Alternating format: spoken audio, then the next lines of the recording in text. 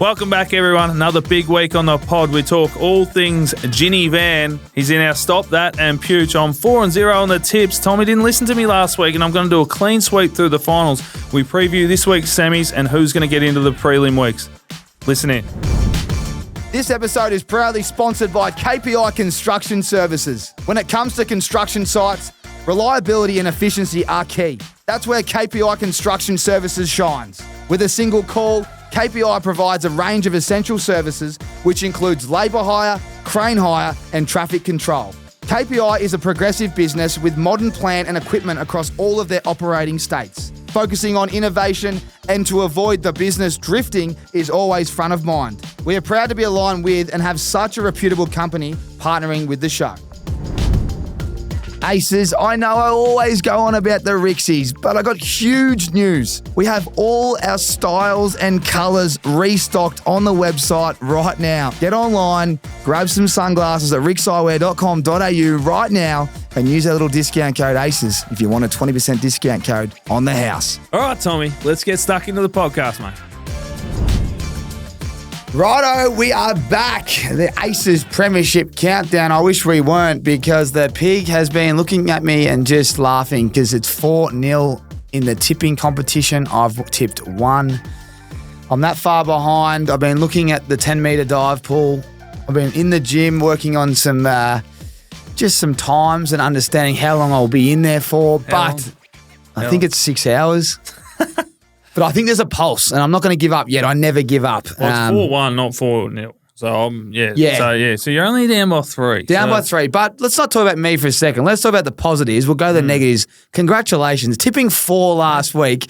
Tell me why we didn't put that on our little Sportsbet feed for the Aces. We would have cleaned up. Oh, mate, big game player. You know, they used to call me Mr. September.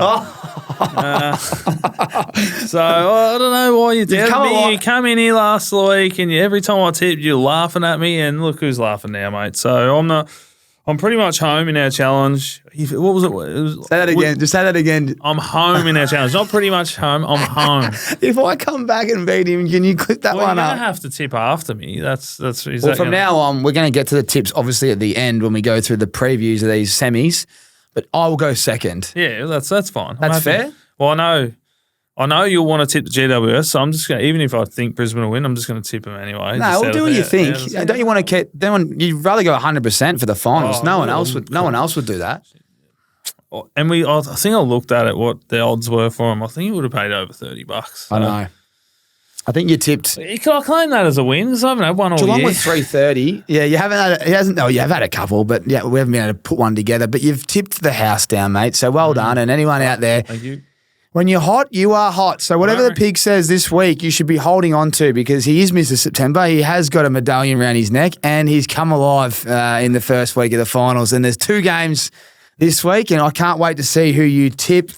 But like we said, if you missed last week, we have a tipping competition, and the loser has to do 10-metre dive at MSAC. Which is nothing to me.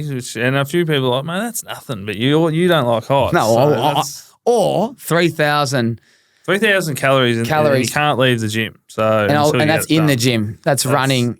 Rower. There's no outside. So it's genuinely, I've actually already looked at like buying a Fitbit and all that. Because I don't want to get an Apple Watch, because I feel like you can't get away from your phone as it is. So I'm looking at whatever the Fitbit Garmin or Whoop or whatever it is. I'm already looking at which one's going to count the calories quicker.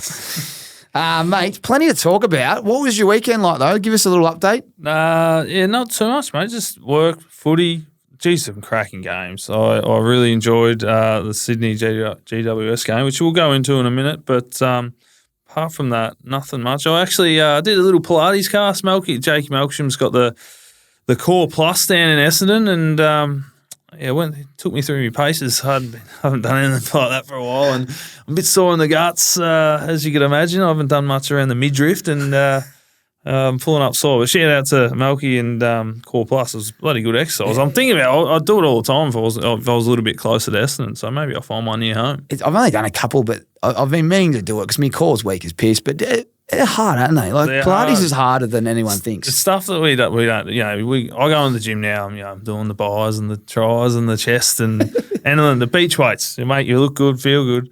you're not working on your glutes. You're not working on your adductors and all that. So you end up just crawling out of there.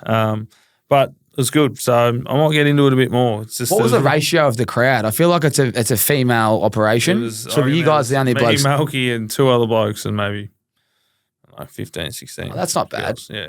Yeah, it was a couple of stragglers there holding at the back of the room, They just rocking up for a little look. look. What have you been up to, mate? I got back from Bondi. I went to Sydney for the game and the NFL event as well in Bondi for the Eagles game, and mate, had a great weekend. Just literally up and back. But we'll talk about the games in the very moment. But yeah, the Giants game was amazing, but the last quarter was really hard to watch, but more so the last 5 minutes. We'll go into it now. GWS just stopped playing.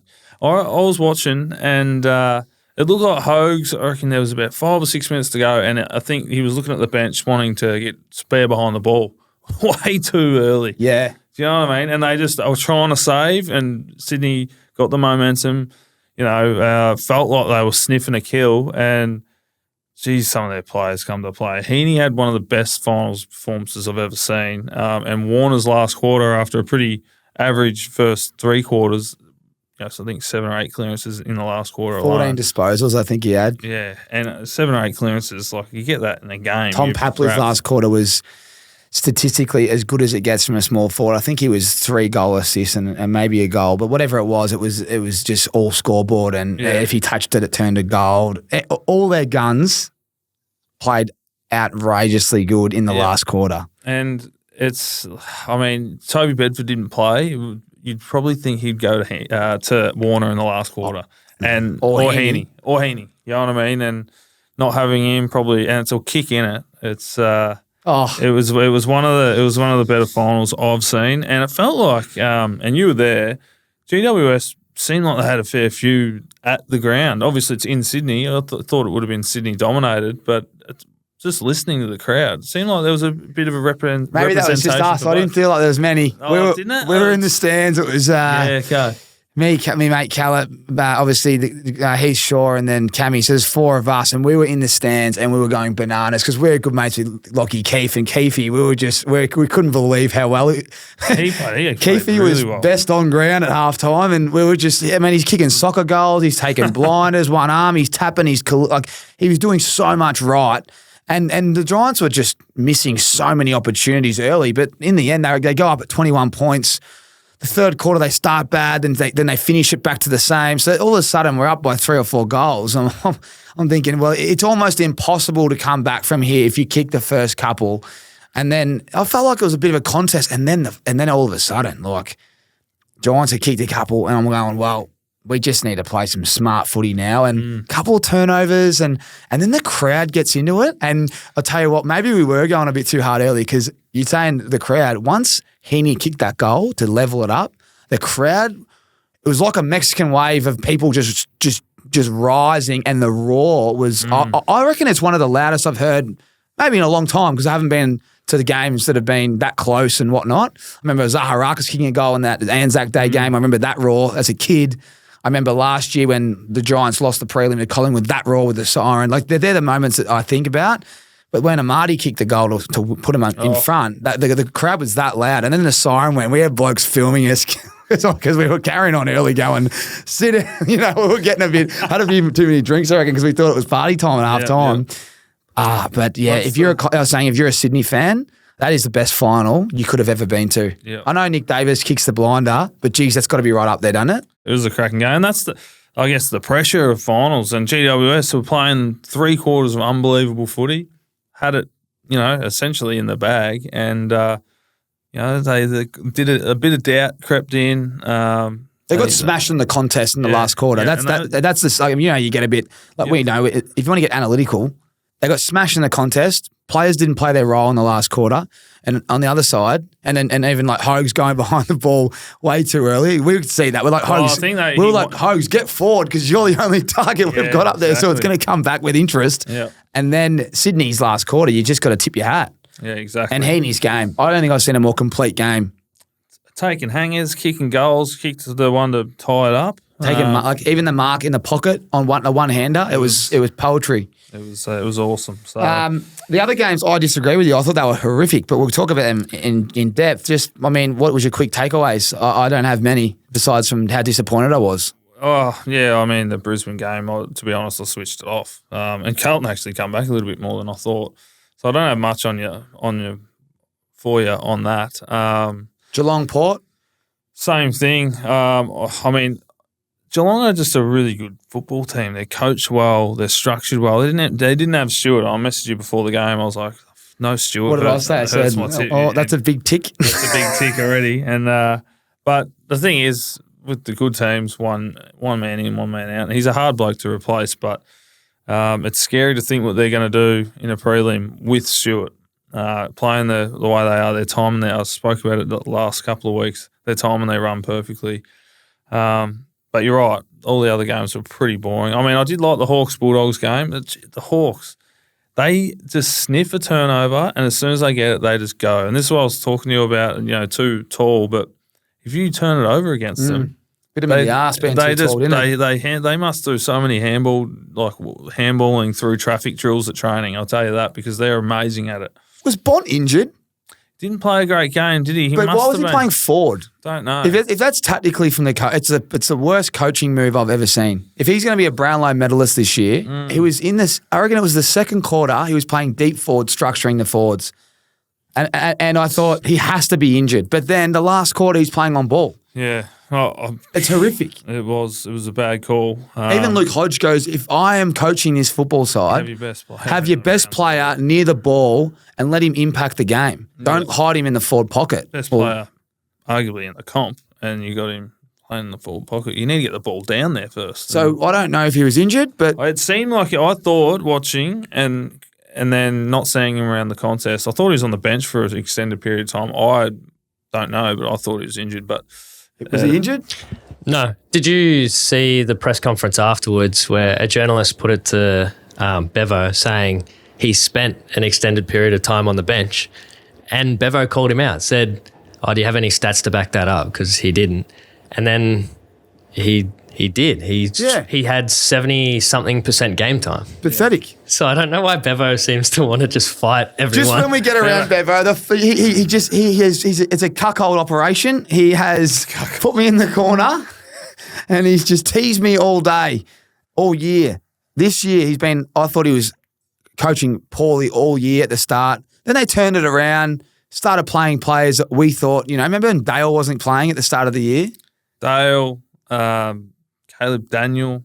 McRae's coming off even in the game, he's the sub. McRae played. These are decisions he's making. And then Bont full forward for the second quarter and getting that wrong, not even knowing that. I mean, come on, man. It's a final. It's an elimination final, and you got the Bont playing full forward. I mean, you talk about complicating games and coaches losing their mind. What is doing, Pig?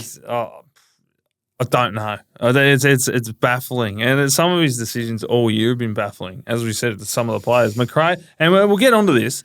Draper early in the year on the pod and on his podcast spoke about Baz Linker?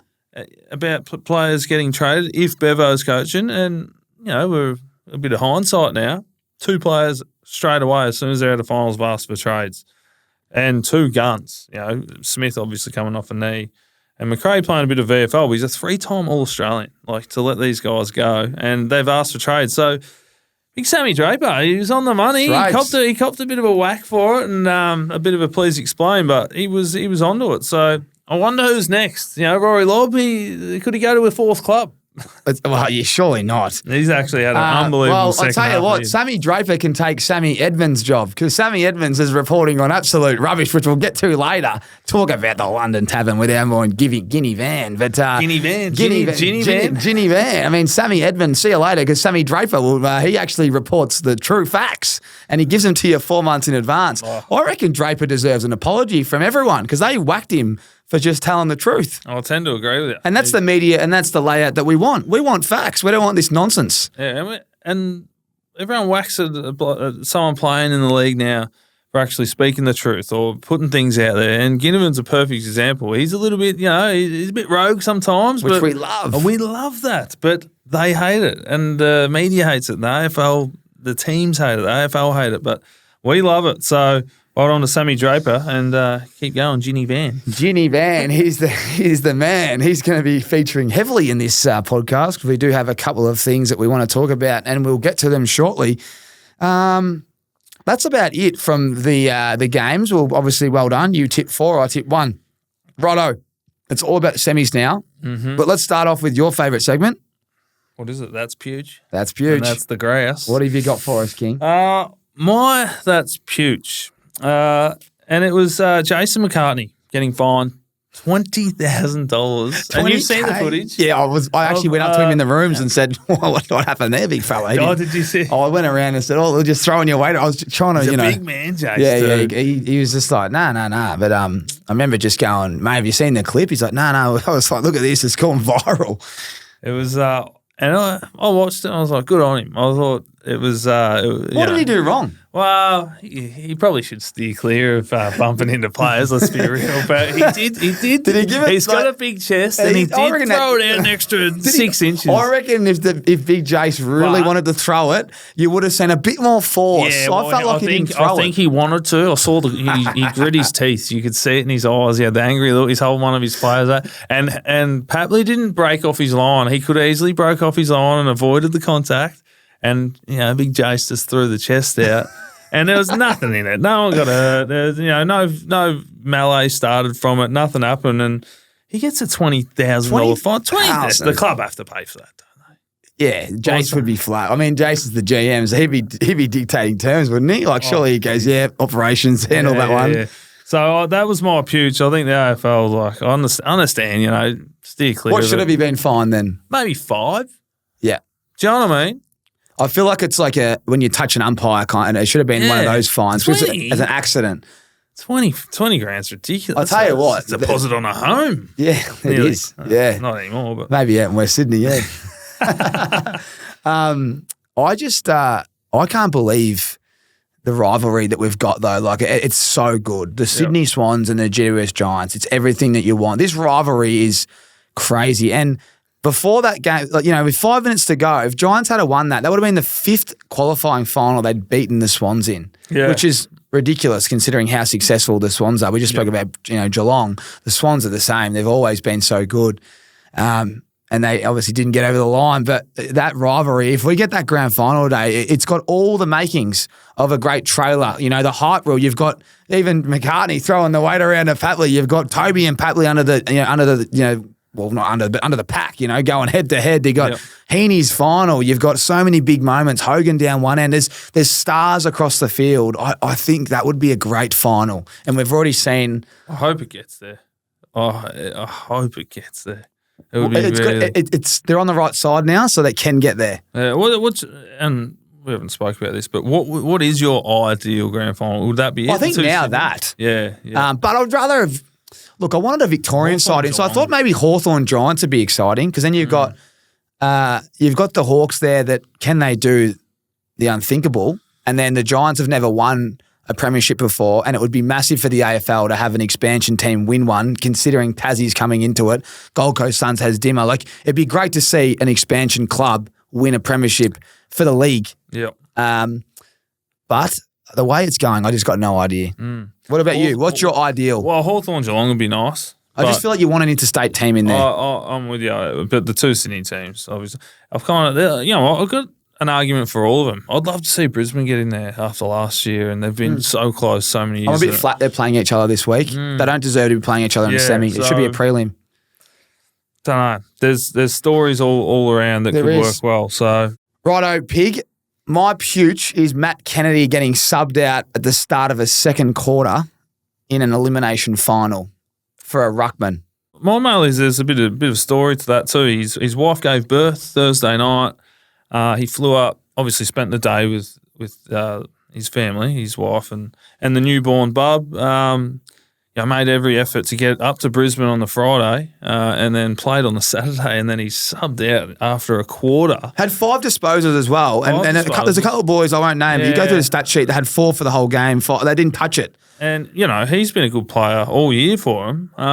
Could have played a negative role, like a tagging role or something. You'd be thinking, and watching the footage, he looked dirty. And as you would be, he'd be thinking, my wife's just giving birth. I've got a baby I've spent 12 hours with. I should have just stayed home. Why would they sub him out that early, though? This is what I mean by Koning is the sub, by the way. Like, come on. What ruckman has ever been a good sub? Craig Moller was the sub once. That was Craig Moller. Craigie Moller was the sub for against the Saints when we played. This is a good Puge. I think he was the tallest sub ever. Maybe because De Koning's got him covered. But this is Puge. Kennedy off, start of the second quarter, and it's an elimination final. And the team's kicked, I think it was 50-0 when it happened almost. Like it was around, the game was done. What's the point of it? No, it's not. Yeah, you're right. This is a good Puge because that is Puge. Oh, what's the theory? Like, are they going to? Is he? I don't know if he's contract or not. But what's the point of starting him if you've got? You know, when coaches have an idea, I've been there when a coach is already off you, and it's like if you don't start well, he's going to sub you off because he knows that it's a great excuse to drop you, bringing you. This is what they do. They play games, and it's the end of the year, and it's just it's Puge.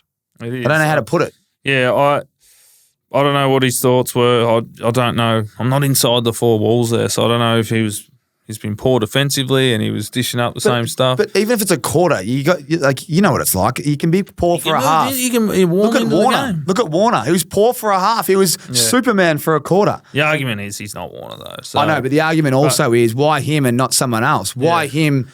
Why not the other way around? Why not start De Koning and make him the sub? Yeah, watching the game and seeing him on the bench, and they clipped to him a couple of times. He looked pretty dirty. It's pretty hard to sit there and be like, you know what, I better look normal because you're like, oh yeah, no, I'm happy being here. This is why the sub stinks. It's demoralising. Well, that's why I like the injury sub as well. I like the tactical sub, but I feel like even if there's no injury, you shouldn't be able to do it before. I just reckon they should just have 4 on the bench, and if you get injuries, it's stiff. No, I like the sub because concussions become a big concussion thing. one, yeah, sorry.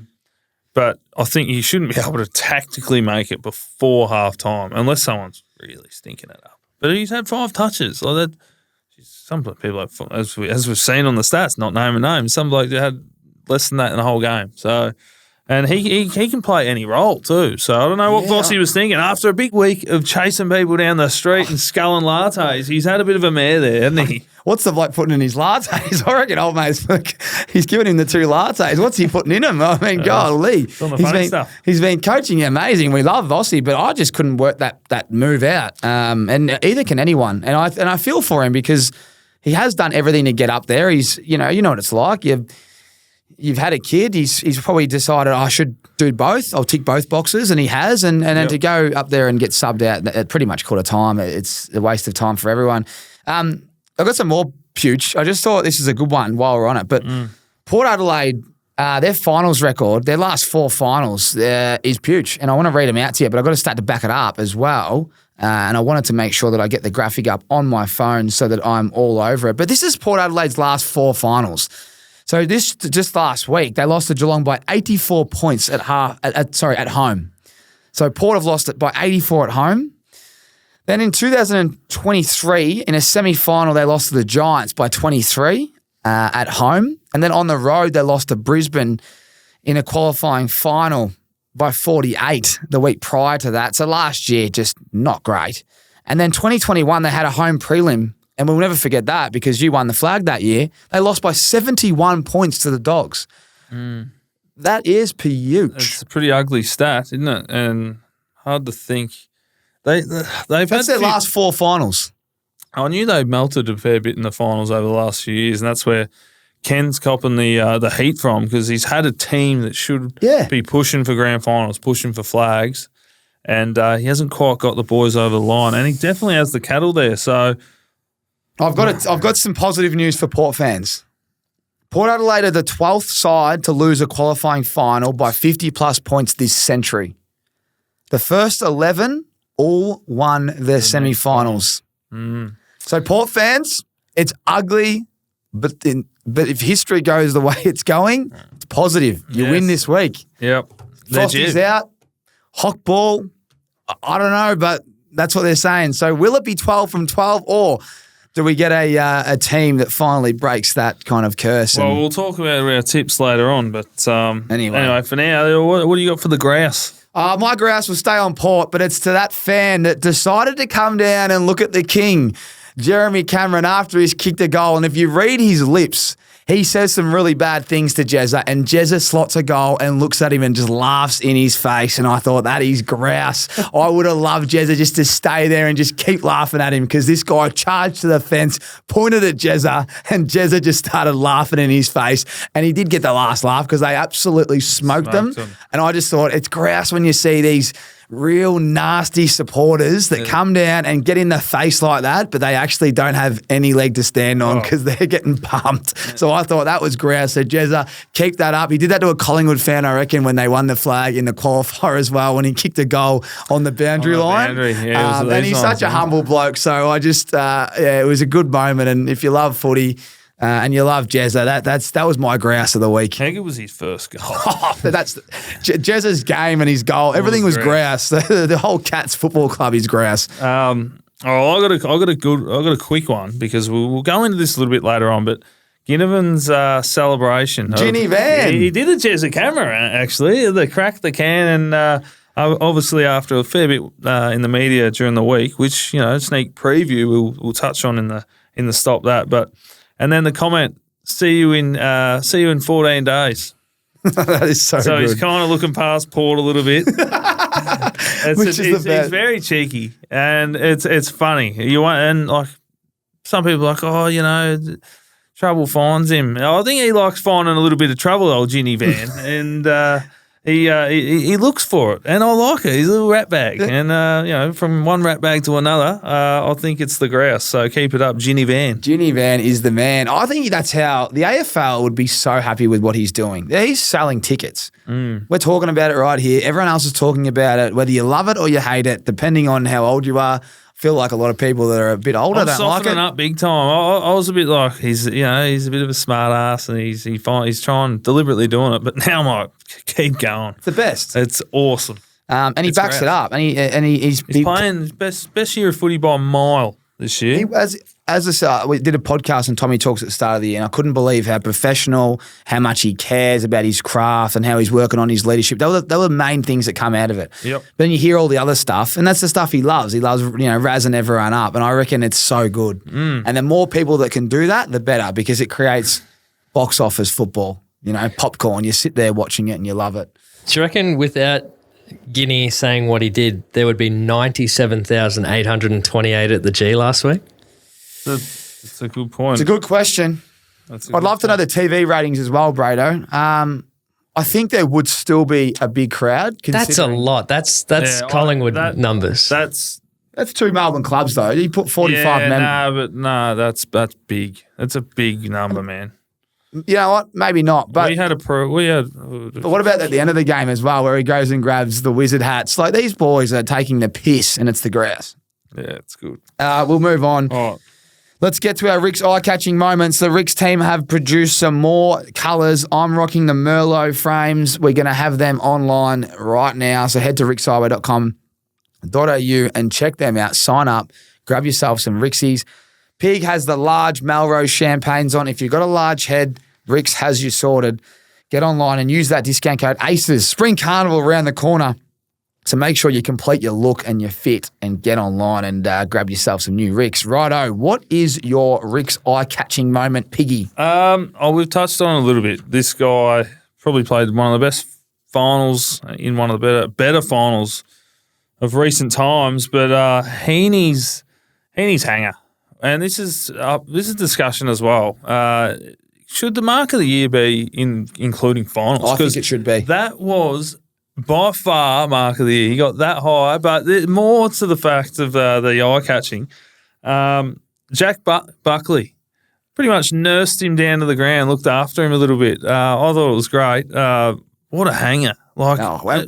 That just shows you. Jezzalenko, you beauty. It was, and you know what? Jack Buckley is such a professional and such a strong, hardworking man. He was the best stepladder you could ever have. Did you see how vertical he was? He gave him the best ride because that's all the hard work he does in the gym. He doesn't collapse, He didn't buckle, did he? He didn't buckle. He was that strong in the core, Bucks. If you see his rig, this bloke is gut.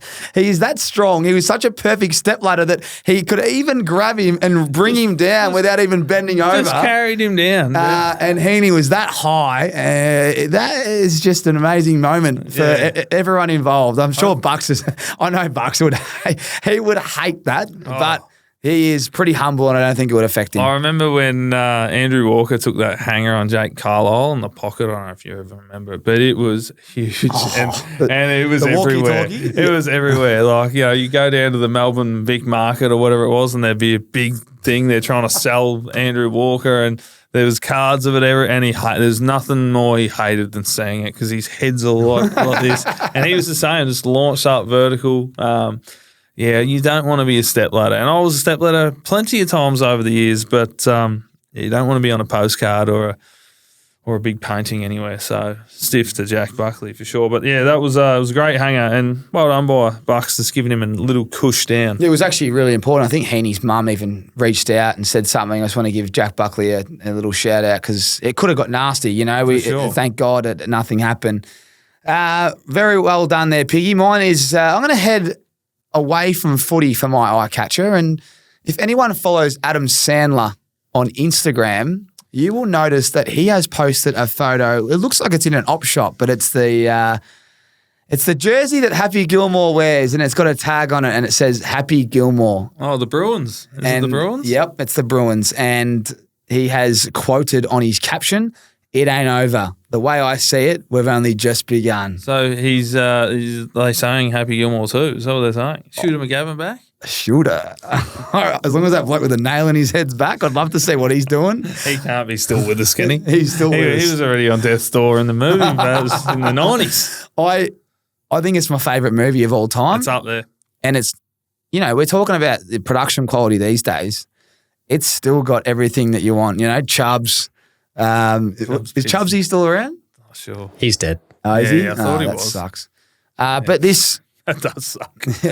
Maybe we're getting old. I mean, how long ago was Happy Gilmore? Do we know? Like 25 years. 25 years ago. It's funny. I was listening to something. He was on Joe Rogan, Adam Sandler, talking about those movies, and he pretty much just sits with one of his mates and comes up with these ideas. And I'm like, imagine sitting with, and then he gets all his mates into the movie. They're on every movie. Like Rob Schneider's in them, and like everyone else, like he gets the same people in all of his movies, and it's just like he comes up with these ideas with one of his mates who's a writer, and then just gets all his mates in. What a great man to doing that, just keeping his mates. Apparently, always playing pickup in New York. Like if you go down just a normal park, basketball. He's got the horrific kit on, and he's just footing them up. Yeah, because he plays in the NBA, like celebrity games and that. He's a gun. Can shoot, yeah. That's good. I'm excited to see that. That is an eye-catching moment, and if you are anything like me and Pig, you will be licking your lips for that one. So that is my RIXX eye-catching moment. Remember, if you are looking to complete your look, get to rixxeyewear.com.au and treat yourself to all our brand new colours. I'm wearing the Merlot Soho. We've also got the Desert, and we've also just dropped the Oyster the week before. So 3 brand new colours online right now. Check them out, guys. Because it's going to be very fun. Let's spring into summer. Or if you've got a big, large head, look like the pig in the Melrose and the Soho Large. All right, man, it's time to start talking some footy. And there's no point me talking too much because you are running hot. So let's just break down these 2 games and we'll get our bets ready for the Sportsbet feed. We'll split them up with Pig's Best, Train's Best, and a joint one. What are you thinking this week? Well, it's pretty easy to prep for 2 games and keep it snappy when there's only 2 games. And it's an interesting week because we've got Hawks who smashed Dogs, and we've got Port who got smashed by the Cats. And people are going to call me mad, but I'm going to tip Port. Hey, the pig is going for the roughie. And off the stats that you reeled out earlier, 11 of the last 12 or whatever have won the next final, and I'm going with them. And the reason Sam Frost out, big out, played every game this year, huge to their defensive structure.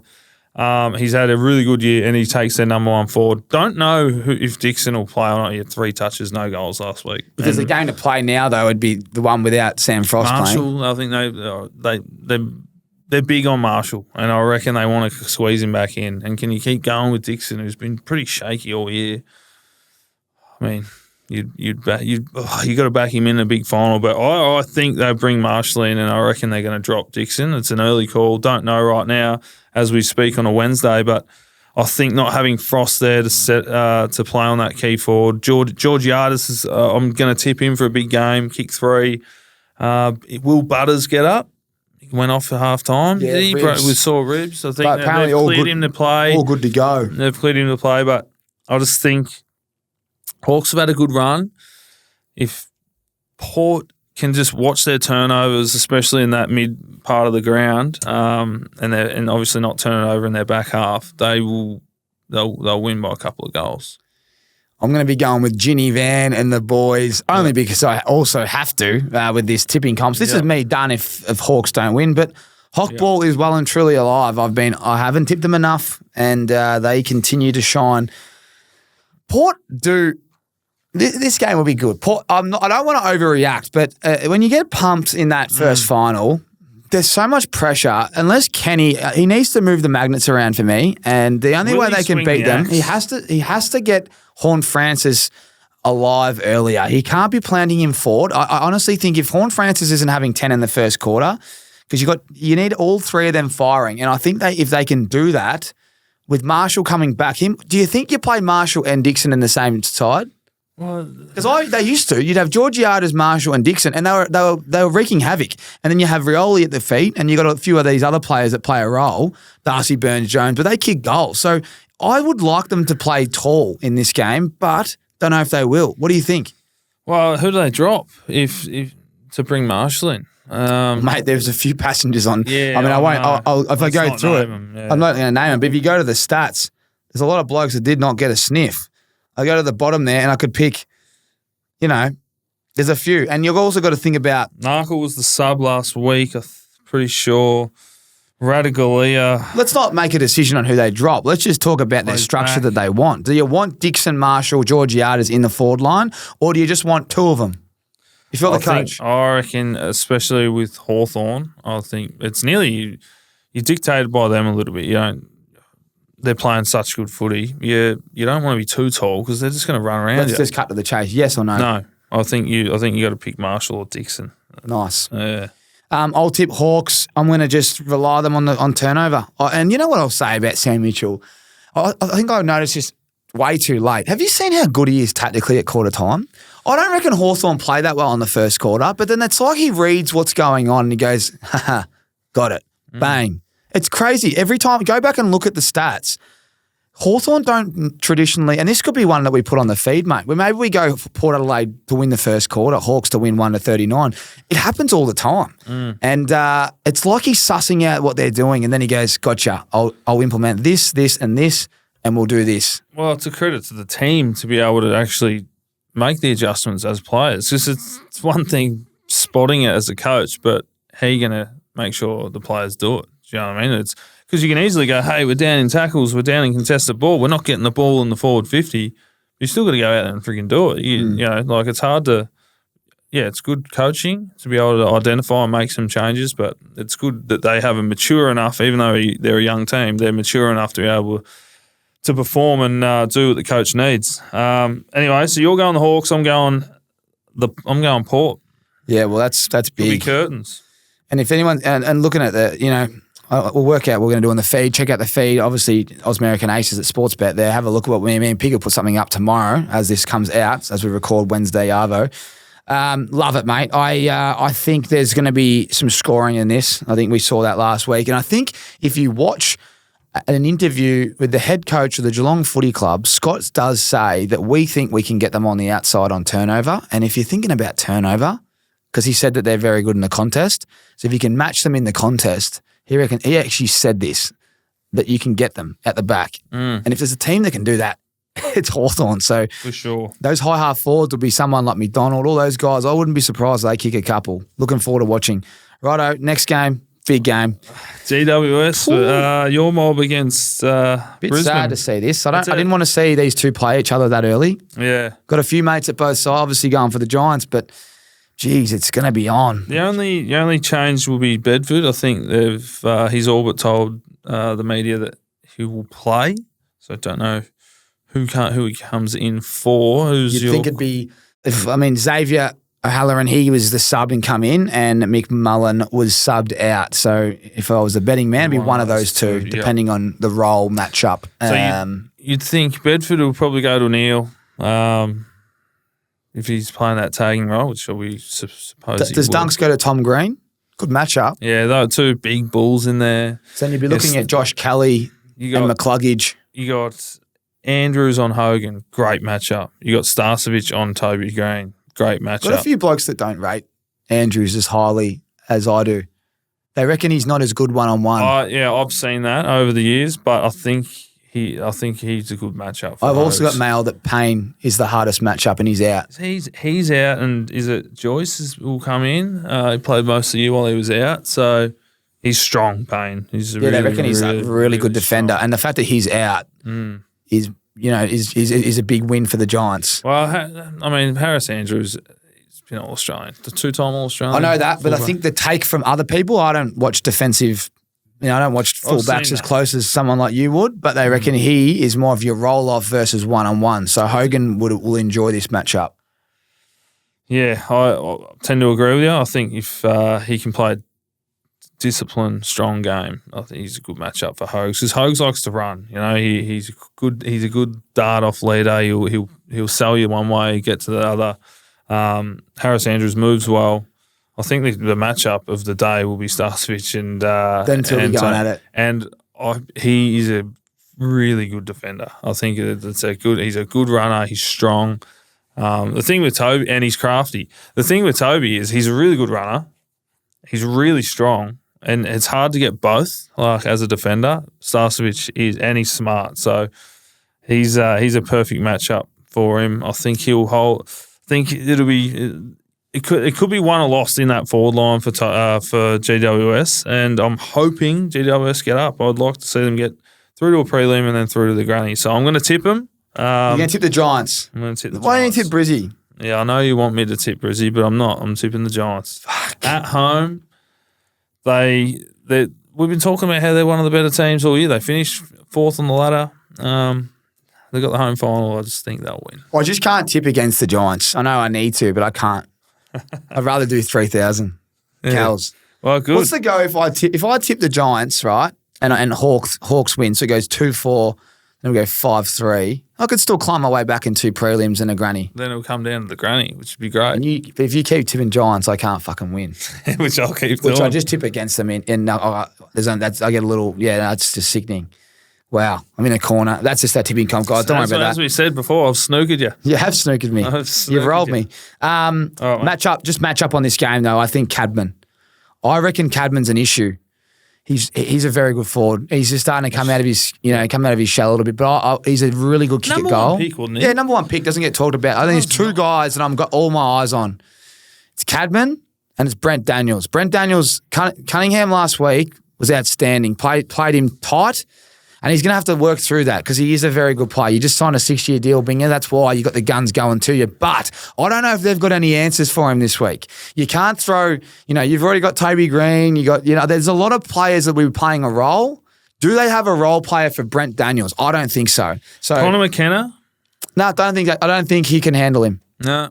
Up in traffic and back out, sidestep. I don't think you can handle Brent Daniels. And I'm going to be putting I think all eyes on Jonesy, the bloke, the kid with the lid, Jonesy, Brent Daniels, and Cadman. They're the three that will have to stand up for the Giants. Those three. Oh, man. At the moment, you'd have to have – that's just too hard because they're different players. Jones is my favourite player. Yeah, okay. Like to watch live. Like he is so nifty, crafty, quick and skillful, and he does apply a lot of pressure. I love watching him play, but then Brent Daniels' sidestep and speed, it's very hard to stop. But then Cadman's a young forward and they take time. But I feel like he's the guy that he can easily kick 4 or 5 and you go, wow, he's a number one pick. In a few years, how they're going to keep all these guys if they keep building on the potential that they've got. This is the year, man. They need to cash in. Yeah. They need to cash in this year. It's like the old rookie contracts with NFL. Like you need to cash in on your quarterback's rookie contract. Yeah. It's like Purdy right now. He's on, $897,000, but they've got that much cash spread around him. As soon as he gets paid, they all leave. Yeah. Wow, there you go. So we're both going to tip the Giants. I can't tip against them. I just cannot do that. And it's going to be a big final. Good luck to all the boys playing. What a time to be alive. Pig, your favourite semi-final you played? That I played in? How many did you play? Played in a couple. I loved I think it was the Hawthorn. beat Hawthorn here when we and then we went to West Coast the following week in 2018. Cracking game. I think we won by 8 points or something like that. 95,000 cracking final. It's going to be big. Yeah, they're good. Two games. I should say. 2 games. A lot of eyeballs are on these games. Yep. I can't wait. Just got a random one before we get to the stop that. I don't know if you've seen this, but No, probably haven't. Adrian, I can't even say his name. He's in ESPN journo, but the Los Angeles Lakers are hiring Zach Guthrie as the coach of the franchise's G League affiliate in South Bay. Sources tell ESPN Guthrie has been an NBA assistant with Washington, Dallas, and Utah. What's that got to do with anything? Well, he's a fucking AFL player, and he's going That's Zach Guthrie. Yeah, what do you mean? What's it got to do with anything? Is the pig serious? It's huge. Zach, what do you mean? He's still playing? Yeah, I know. That's what, he's still playing, but he's going to be in the off season. It's reported that the Los Angeles Lakers are hiring him as a coach in the G League. That's Bronny James. Does he have a basketball background? I don't know. I'm just. I don't. Is this real? It's not April 1st. I'm sitting here on the 10th. What is it? That's 11th of September. Keep this in, Brado. Keep this in. If it's not, it seems like a bit of a you've been led on with something here. Well, I've just got a preseason to do. He can't be going over to LA and coaching a G League. What do you reckon he's going to do for a week, 2 weeks? I don't know. Apparently, he's been doing it previously with a few other mobs. Well, hopefully. Do you want me to find out this? I'll call Cam Guthrie's brother and find out afterwards. Yeah. That's funny. Yeah, I just thought we're breaking news live here. Okay, well now we're going to give our sports bet feed. We'll put them up. That's the point of the feed. So if you're listening right now, by the time this is done, me and Pig will have our primetime game, which is our Friday night, Pigs and Trains, and then we'll have our locks, I guess, for both. Yep. Or do you want to? Or what do you want to do? You want to put a multi on both games? I reckon we put one on each game, and maybe just a little. Do you want a joint one? The joint ones never work. No, let's do our own. You know, last week keep each other accountable. Like if you just let me go with Rainer for 3, it's $10. Should have backed yourself in, brother. I should have just tipped every winner for the week, which I did, but I didn't put any money on it. Well, you know what? You just send me yours, Pigs, Trains, and then we'll do a primetime game. I've got one coming. So okay, so by the time you get on your phone right now, you'll see that it's on the Sportsbet feed, Ausmerican Aces. Check that out. Righto. We wouldn't be here without these guys. KPI Construction. You've given me the bunks here. Oh boy, KPI Construction. Stop that time. Yeah. And we have a combination here. We're going to join forces because we're very passionate about the same thing. So, Pig, kick us off, mate.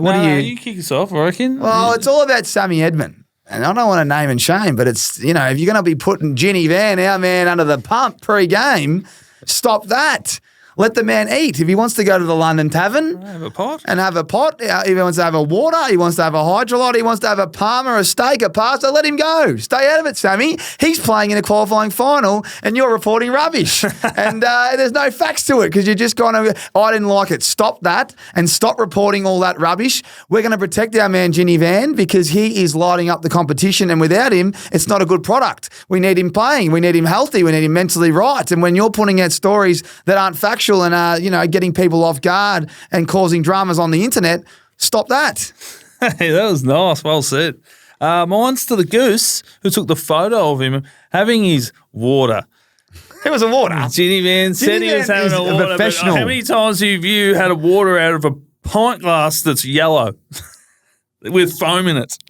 Okay. Nah, I'm only gagging. He was drinking water. It was sure it was And he water. would have said, give me a pint because I want to hydrate. Why would you have a pot of water? It's good. It's all right, I believe you. But I'm saying to the idiots out there that just want to cause shit, send photos like, it's just an idiot. You're a bit of a rat, to be honest. Just ratting on our man, trying to get him in trouble. He's already been in trouble with people, putting phones over things and getting him, our great man Ginny Van, in trouble. So to anyone out there, if you're seeing Ginny Van or any AFL player of the off-season having a quiet beer, just leave him alone. Don't take a photo. Look, it's uncalled for. Trying to have fun. We want the man out there playing finals. We don't want the club dropping him because he's having a quiet pot at the London Tavern, which, it was water.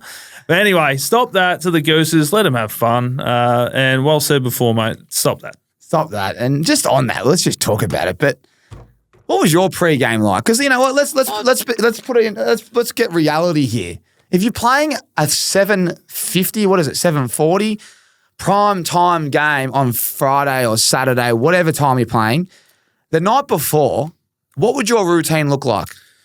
I would get my pasta from the same place, Ragazzi in Albert Park, shout out. Get my chicken spirelli and a little garlic focaccia. Jeez, I'm hungry. And eat at home. And I'd eat at home. And what time would you eat it? 7? So you're a bit of an early bird. Maybe even earlier. Sit, watch the footy, drink my hydrolytes and my waters. You know, sometimes it wasn't the same. It was pretty routine, but it wasn't the same every time. There was times where you would you'd have to go to your mum's 60th or something, whatever. You take your water with you, and that was it. But generally, that was me, mate. Just sit at home, have my pasta, chill out, watch a movie, maybe watch the footy if I could be bothered. But usually I'd try to switch off from the footy and just watch a movie or a Netflix series or something like that. And what time would you go to bed? 9:30, 10. So you're early. Yeah, but maybe later. I'm trying to think back, to be honest. As I was older and had kids, definitely earlier. What about when you're Ginny Van's age? Yeah. By the way, anyone doesn't know the Ginny Van joke, it was Regan Bayless inspired. You could sleep in until midday if you have a night game. So you'd be up late because you want to sleep in as much as you can. So some of those times you'd be playing video games or round at a mate's watching the footy till 11 o'clock, 12 o'clock, whatever it is. You know, not in the turbs. You might have one or two. No, never have a drink. He never had one. I was only gagging. If he says he's had water, we would go to Benny's, a place in Freo that absolutely pops when we're playing, and we'd sit on the strip, 7:30, watch all the riffraff come in, and we'd leave just before the riffraff around 9. We'd have our part. This is when we're playing a night game, and we never played 7:30. It was always 5:30 because of the time zone, right? So we never, and even that was late. And you're trying to time your run because obviously it's a weird time to play because you normally eat dinner around 6:30. So you're trying to have a late lunch, late brekkie, and a snack in the middle. And we would stay there to 9 and get home, watch the footy. Man, I'd go to bed at midnight. What was the purpose of hanging around looking at the riffraff? Just fun, just sitting there having a pasta, 7:39. Again, I wasn't watching footy, never really wasn't that interested in it. Just trying to be a normal human before a massive game the next day. Yep. And you could take a photo of people leaving that place at 9 o'clock. You know, I just feel like it's an overreaction, and you can look into things that aren't there. Not saying that was every week, but that's once every. What if it was one of Ginny's mate's birthdays? Like you just don't know, do you? No, you don't. So, and you know what I also love while we're on this, because I had to screenshot it, but we like him because he's cheeky, don't we? We do. And the cheekiness was coming out. So he sent a photo that night. I reckon it was about 9 o'clock at night. And he just said Sammy Edmund and just sent him a little snooze emoji of him having a cup of tea before bed with his candle on. And then the next day he put up a tweet, and his tweet said, "Breaking news."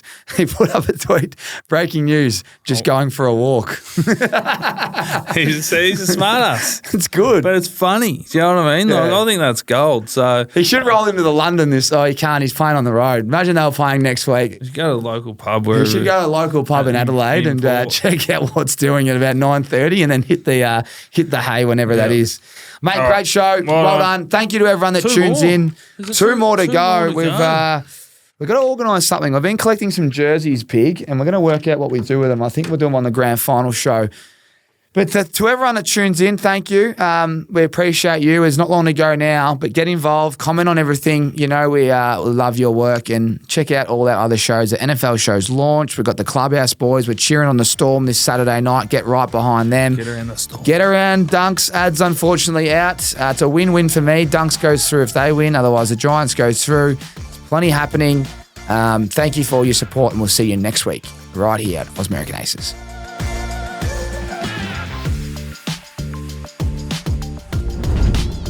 This episode is proudly sponsored by KPI Construction Services. When it comes to construction sites, reliability and efficiency are key. That's where KPI Construction Services shines. With a single call, KPI provides a range of essential services, which includes labour hire, crane hire, and traffic control. KPI is a progressive business with modern plant and equipment across all of their operating states. Focusing on innovation and to avoid the business drifting is always front of mind. We are proud to be aligned with and have such a reputable company partnering with the show. Aces, I know I always go on about the RIXXs, but I got huge news. We have all our styles and colours restocked on the website right now. Get online, grab some sunglasses at rixxeyewear.com.au right now and use our little discount code ACES if you want a 20% discount code on the house.